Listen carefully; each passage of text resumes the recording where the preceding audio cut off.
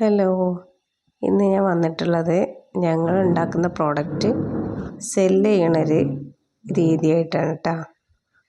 എല്ലാവർക്കും ഉപകാരമാവുമെന്ന് വിശ്വസിക്കുന്നു. ഞങ്ങൾ അച്ചാറാണ് ഷോപ്പുകളിൽ എത്തിക്കണത്. അത് നമ്മൾ ഫസ്റ്റ് അച്ചാർ ഇട്ടതിന് ശേഷം നല്ലോണം ചൂടാറ്റണം. ചൂടാറിയിട്ട് ബോട്ടിലൊക്കെ നിറക്കണം. 300 ഗ്രാമിൻ്റെ സ്ക്വയർ ബോട്ടിലാണ് ഞങ്ങൾ ഉപയോഗിക്കുന്നത്. അതൊക്കെ നിറച്ചതിന് ശേഷം സീലിംഗ് പ്രോസസ്സാണ് കേട്ടോ അത് ഈ കാണുന്നത്. സീൽ ചെയ്യണ പേപ്പർ നമ്മൾ മൂടിൻ്റെ അടുപ്പിൻ്റെ ഉള്ളിൽ വെച്ചിട്ട് ബോട്ടിലടക്കും. ഇത് സീലിംഗ് മെഷീനിൽ 0.5 സെറ്റ് ചെയ്തിട്ട് അത് ചൂടാക്കി ഒട്ടിക്കുകയാണ് പതിവ്. അപ്പോൾ പിന്നെ ഇത് ബോട്ടിലിൻ്റെ അടപ്പ് തുറന്ന് നോക്കുമ്പോൾ അത് ഒട്ടിയിട്ടുണ്ടാവും. തുറന്ന് കാണിച്ചു തരാൻ മറന്നു കേട്ടോ, നെക്സ്റ്റ് ടൈം നോക്കാം.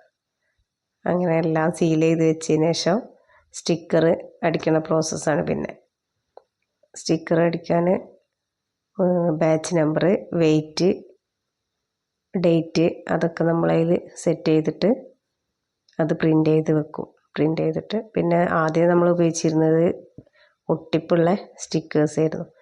ഇപ്പോൾ നമ്മൾ ഈ ടാപ്പ് വെച്ചിട്ട് ഒട്ടിക്കുകയാണ് ചെയ്യുക. ഇതാണ് ഒന്നും കൂടെ ഈസിയായി തോന്നിയത്. അതുകൊണ്ട് ഇപ്പോൾ നമ്മൾ ചെയ്യണത് ഇങ്ങനെയാണ് കേട്ടോ. ഇത് അങ്ങനെ സെറ്റ് ചെയ്തതിന് ശേഷം ആ പ്രോസസ്സൊക്കെ ഫിനിഷായി. പിന്നെ നമ്മൾ ഓർഡറിനനുസരിച്ച് ബോക്സിലെടുത്ത് വെക്കുകയാണ് കേട്ടോ.